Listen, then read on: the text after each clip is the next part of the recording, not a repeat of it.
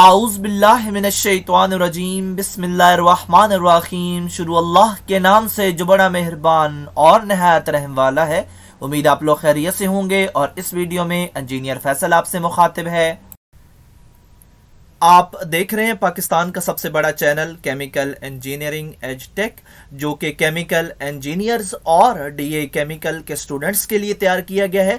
इस चैनल में chemical engineering के मुख्तलिफ सब्जेक्ट्स जिसमें industrial chemical process, industrial stoichiometry, chemical engineering, organic chemistry, mathematics, engineering informatic topics के अलावा इंडस्ट्रियल इंटरव्यूज़ के लिए शॉर्ट क्वेश्चन आंसर के लेक्चर्स भी शामिल हैं।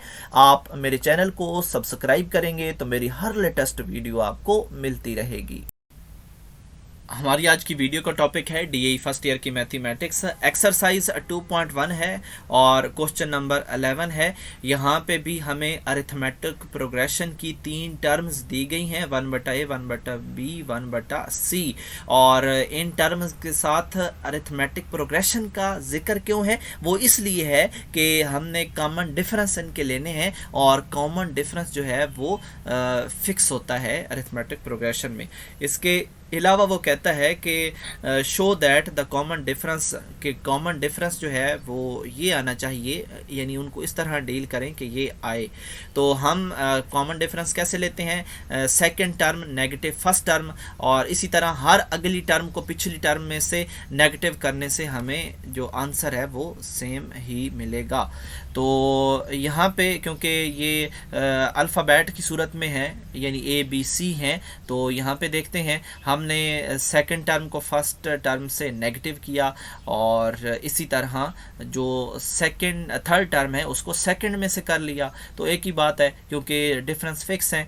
तो अब हमने इनको ऐड करना है। अब हम अगर इनको ऐड करेंगे तो इनके जो पीछे डी डी हैं वो भी ऐड हो जाएंगे।